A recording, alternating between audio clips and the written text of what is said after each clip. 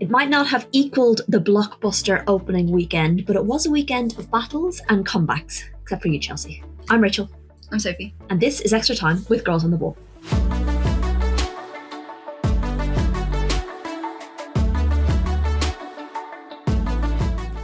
Okay, welcome to the show. Happy Monday.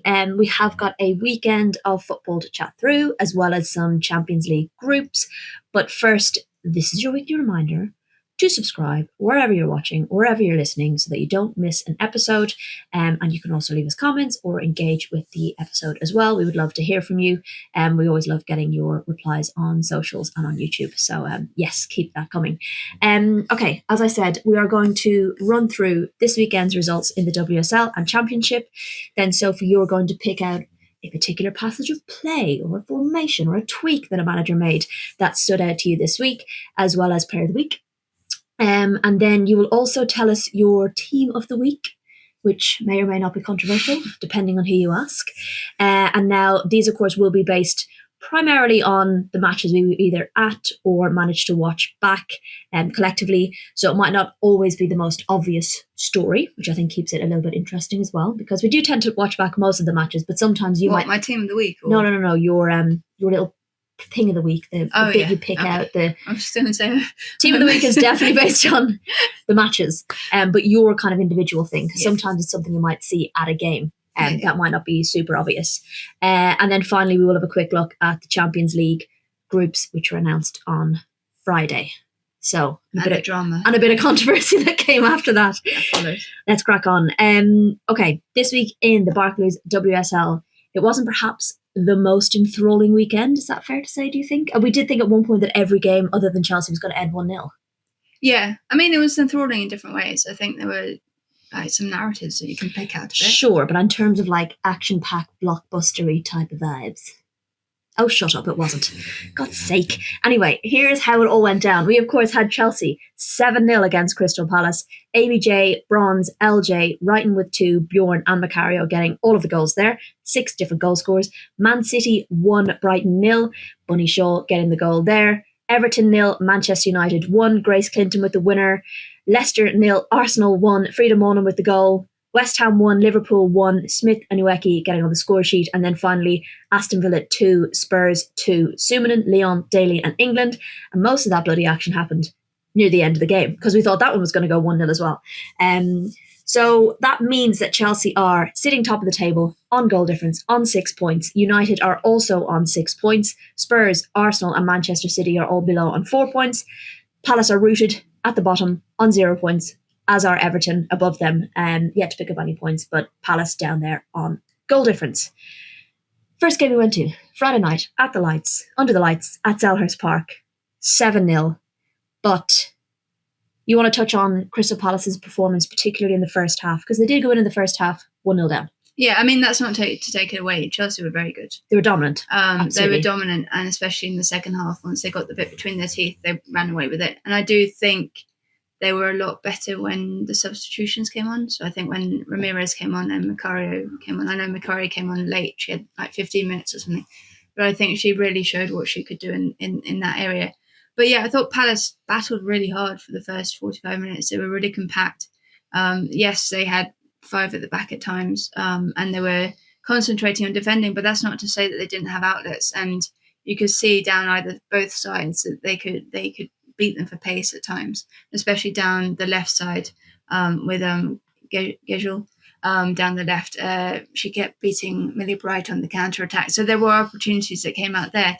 I think the very key difference for me was that they were you can very clearly see the difference between someone of Chelsea's experience versus someone of a team of Palace's experience. And while they have experienced individuals within that team, as a collective, they are a team that have come up from the Championship. And so things are going to take a little time.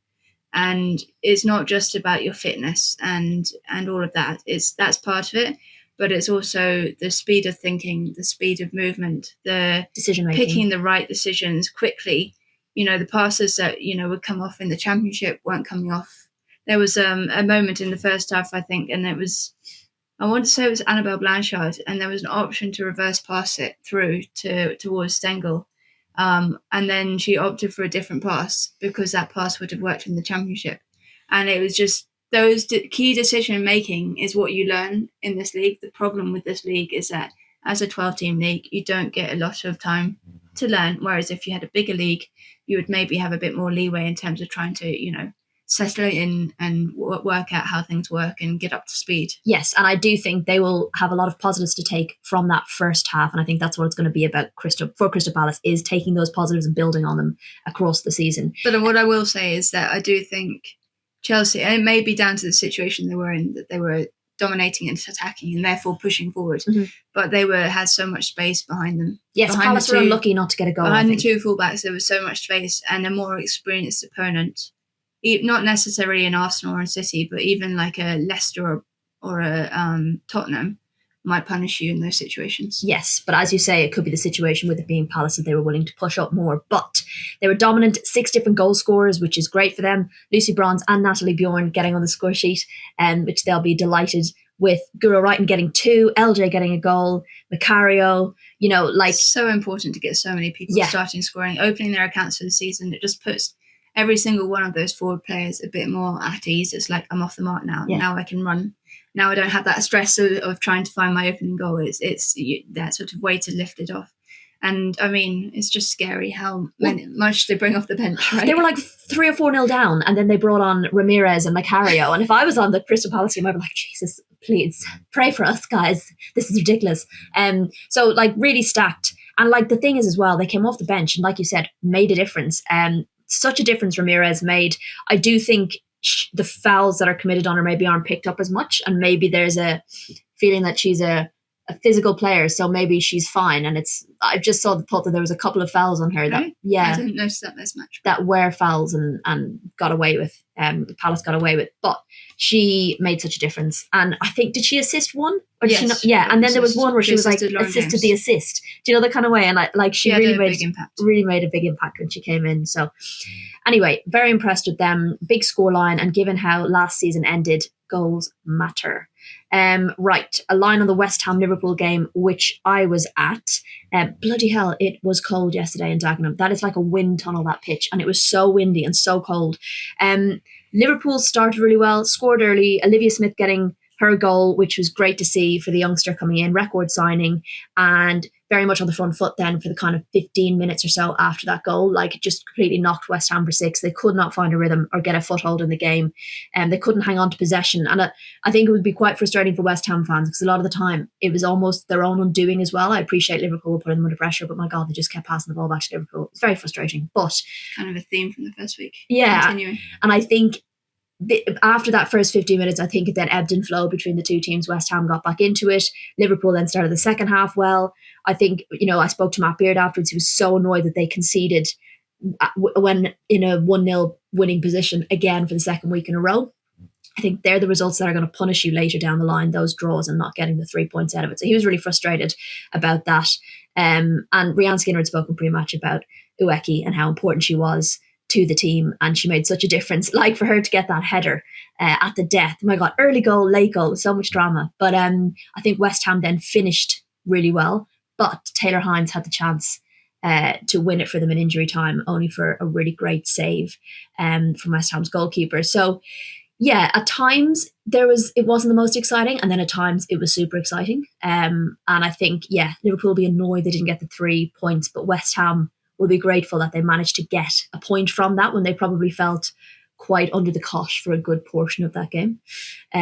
So yes, a point for West Ham, although it means that their home record is still pretty poor. I think they're now 18 games at home in all competitions without a win, and the last win being against Arsenal last season. So that's definitely something they'll want to turn around. Sophie, you were at the Aston Villa Spurs game, which was all well and good until the 75th minute, and then it just came to life. I think Tottenham weren't at their best by any means, but I was really struck by the way that they defended so resiliently. I think they were really, really careful in defence. They worked hard for each other. They were very aware of what was going on. And actually, for all of Aston Villa's kind of dominance on the ball and the fact that they created some chances, there weren't really any high-quality chances. I can't remember Becky Spencer making a save of real note until the second half. So that kind of shows you how well they were doing in the defensive setup. They just couldn't get forward.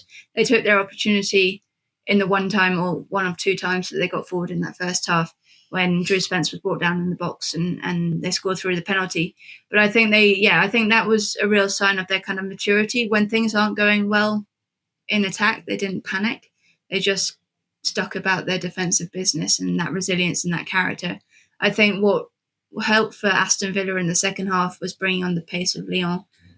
She kind of opened them up a bit. The more that kind of burst of energy, fresh legs against a defence that had worked really, really hard. You could just see that they were tiring a little bit maybe. And she had all of the space in the world down the left-hand side to score that goal. It was a really good final 20 minutes, back and forth. Kind of, Villa thought they got it. The roar of the stadium when Rachel Daly headed home and she did that knee slide across the turf, and everyone thought that they had got 3 points because it was the 88th minute. And then, of course, you can never count Bethany England out. And I'm so happy for her because I think she's come under a lot of, I wouldn't say criticism, but people have sort of gone, well, she's done now. And I think you have to sort of remember how hard it is to come into a season injured. And last season, she didn't play the first half of the season because of that hip injury. She had surgery.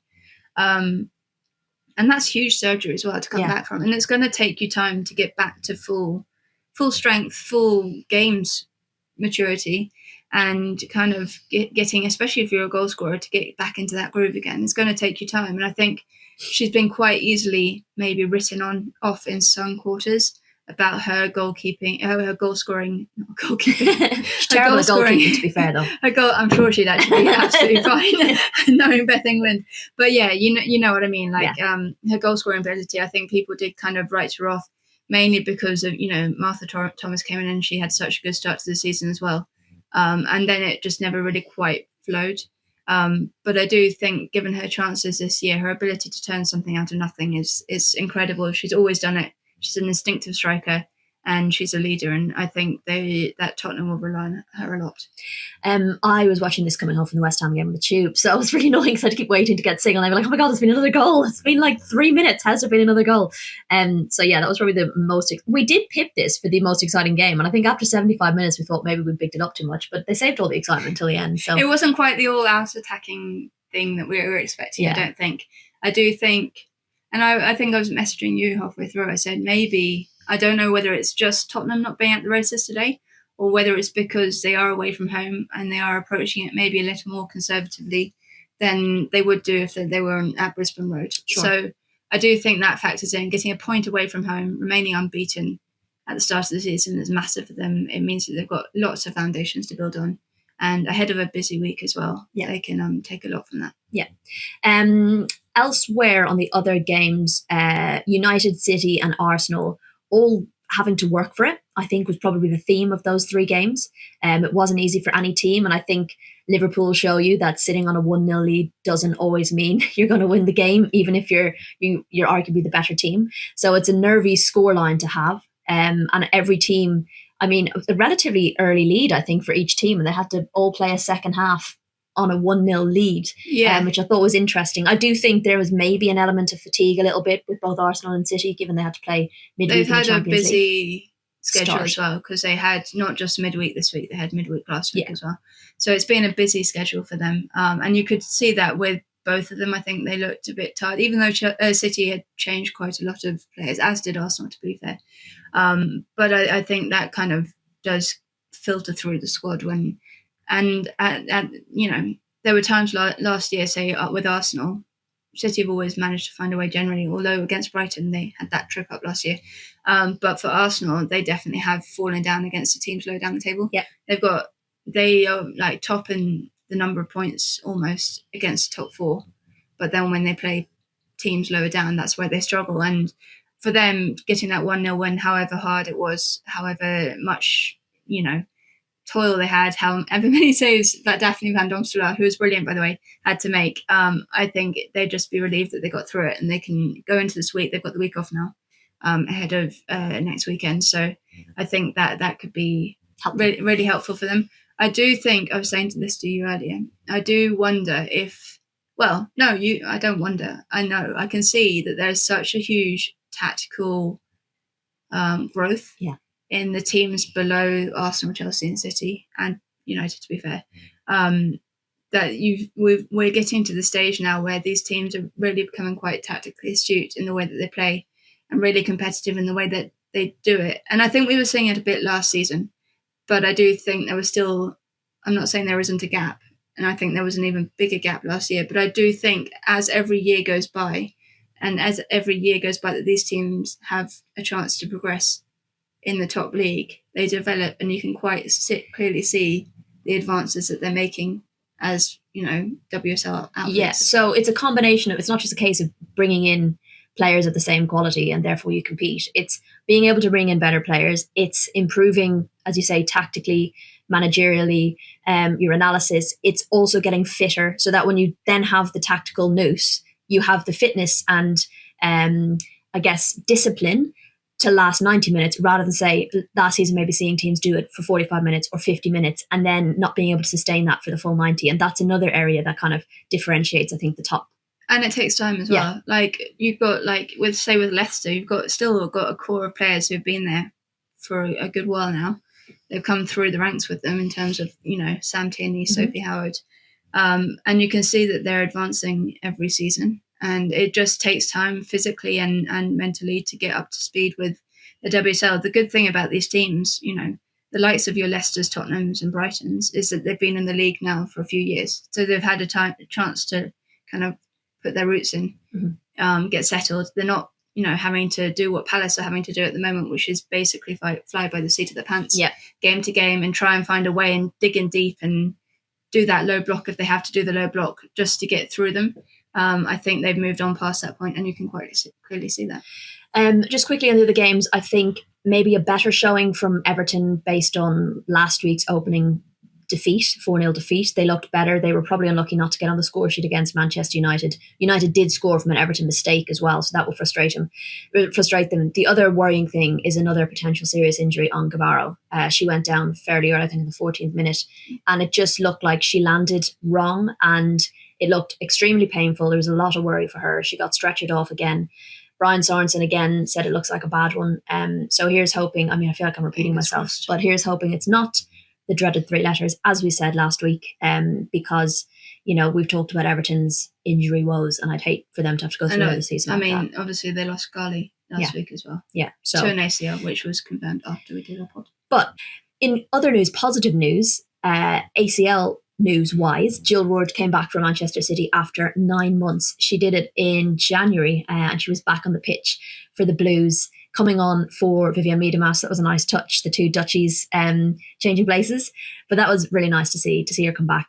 She'd started the season so well last season, so here's hoping she comes back well and gets some more minutes under her belt. Gives Gareth Taylor a bit of a problem. A good problem. Who doesn't want that problem when you're in Champions League? Especially going to the schedule that they have now. Absolutely. All right, Barclays Championship, a couple of surprise results in here. Blackburn 0, Charlton 2. Durham 1, Birmingham 0. Portsmouth 0, Newcastle 2. Southampton 2, Sheffield 0. And Sunderland 1, London City Lionesses 0. So it means Charlton are still sitting at the top on 12 points. Durham are below in second on 9 points, and Birmingham, Southampton, Newcastle and London City are all below on 7 points. Sheffield and Portsmouth sit 10th and 11th respectively, yet to pick up any points. So a couple of surprise results in there. Huge win for Sunderland. That. I was really worried about them after the first couple of games because they lost heavily to Birmingham, and I think they looked in a bit of trouble, but good to get first 3 points under their belt. And one big shout out to Lily Crosswaite. She's 21-year-old Durham striker forward, plays in the wing, and she's just scored her 3rd goal in 3 games. Wow. So she is flying at the moment in the Championship. Brilliant. One to watch, I think. Oh, well done. Okay, Sophie, we've come to that time. You're going to give me a player and you're going to give me something tactical. First of all, what player would you like to highlight this week, please? I think I know who it's going to be. Do you? I think so. I don't even know who it's going to be. Oh. Can we pause this? 1 second. Hold on. Oh, yes, see? Okay, guys, we're back. We're back. It's cool. Go. We'll do this like it never happened. Who's your player of the week, Sophie? I've got the giggles. My player of the week is Ruby Mace. I thought she was brilliant against Leicester City. I'm having a mad It's fine. Carry on. Against Arsenal, Yes. I thought she really controlled the midfield area. Her tenaciousness in, defending, the way that she was spraying the passes around. There was a really good pass to Rantala in the first half that ended up with Rantala hitting the bar. There were like numerous of those kind of passes. I thought she, for her young years, she performed brilliantly against a midfield of Leah Volti and that lot. So I think, she did brilliantly and one to watch across the season.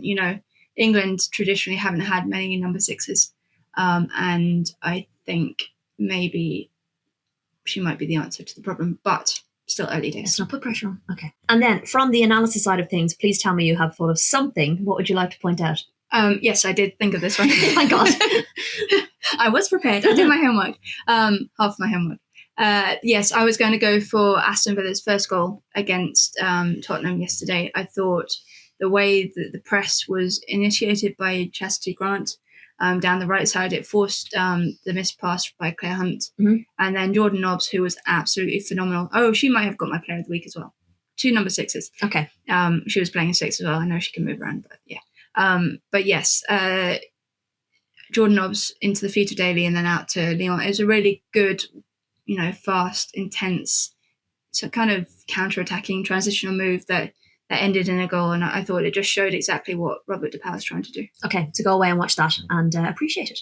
Right, we're going to move on to team of the week. Let's see if this is going to be controversial. I thought this was really interesting last week because normally I associate Twitter with the not niceness on social media. And actually, we had some lovely discussions on Twitter about the team of the week. But on Instagram, we were just getting like these really unnecessary comments, which I'm just like, it totally flipped it on its head because normally Instagram is like the nicer place. Obviously, totally fine. If you disagree, love to hear who you would put in place. It's always really difficult to pick 11. It's also always very subjective, isn't it? Totally. And, absolutely love to hear who you'd have on your team of the week. What you don't need to do is just say, this is shit, and you don't know what you're talking about. You don't know football. That doesn't really spark debate, does it? It's just an unnecessary comment. But yes, we'd love to hear from you on your team of the week. But this is what Sophie has gone with. Take it away. So I have deliberated a lot about this, and I've been watching football all day, trying to decide what to do with this. But this is what I've settled on. You've got Daphne van Domselaar in goal, Lucy Bronze at right back, Maria Torres-Dottir in the centre-back on the right, and Molly Bartrip, Poppy Pattinson on the left-back. And then I've gone for... it was the week of the sixes, I think. So I've gone for 3 sixes. But we all know that Jordan Nobbs and Yu Hasegawa can roam, so we'll go with that. So I've got Ruby Mace, we've got Jordan Nobbs, and we've got Yui Hasegawa. And then I've got Olivia Smith out on the right because I thought she was exceptional for Liverpool against West Ham. Guru Wrighton with her 2 goals out on the left. I know she played more centrally for Chelsea. I'm still not so sure about that, but I thought she had a great game and she can score from anywhere. We know that. And Rachel Daly up front with her goal and her assist as well. Okay. And she had a goal ruled out for offside, which would have probably been one of the goal seasons if she just stayed on. Okay. And are there any honourable mentions you want to throw in there? Yeah, so I was deliberating over Sophie Bagley in goal because I thought she was brilliant against Manchester City. Yeah. She made 6 saves, I think. So yeah, honourable mention to her. And then I was wrestling with putting Bonnie Shaw in there up front, but I couldn't fit her in. Tough, innit? Right, so this is the thing. We were having this discussion last week about goalkeepers, and obviously Shea Yanez had a very good game in terms of the number of saves that she made, which was incredible. But we went with Hannah Hampton because the 2 saves, crucial saves she made at the death is ultimately what won Chelsea the game. Whereas unfortunately with Crystal Palace, they lost 4-0. So we kind of factored in the importance of the saves as well. And I think that's where you struggled with Bagley as well, because like you said, Daphne van Domselaar probably kept Arsenal in the game and got them the 3 points ultimately. Whereas Sophie Bagley had a great game, but unfortunately they lost 1-0. So it's that difficult one. Like I had this chat with Chloe on Up Front last week about like Golden Glove? Should it go to the most clean sheets? Should it go to the percentage of saves made versus the number of shots you've faced? Do you need to factor in the weight and importance of the save you've made in terms of the game? It's such a difficult one. And the annoying thing is, I think it might change week to week. So, like, there might be an instance where there is such a brilliant goalkeeping performance, or like a defensive performance. So I remember going back to Birmingham, Manchester United a couple of years back when Birmingham were in the WSL, and Louise Quinn had the performance of her life out there, and she was named player of the match. They still lost the game, but they lost 1-0, and she was absolutely outstanding. There will be moments like that with defensive players or goalkeepers where you do decide to put them in just because of the nature of their performance is so good that. Yeah, and had Arsenal won, 3-0, then maybe it would have been Batley in goal. I mean, as a former hockey goalkeeper, I can tell you that some of my best matches were matches that we lost. Anyway, would love to hear from you guys in a nice debating tone. That's absolutely fine. We welcome it. Love to hear it because it's always really difficult to pick these. Okay, very quickly going to touch on Champions League groups, which were determined this week. We, of course, have 3 English teams, and it means that we're always going to have 2 teams playing on the same day, which is annoying, but it is what it is. Group A, Lyon, Wolfsburg, AS Roma and Galatasaray. Group B, Chelsea, Real Madrid, again, which are like Chelsea's new Wolfsburg, FC Twente and Celtic. Group C, Bayern Munich, Arsenal, Juventus, Vålerenga.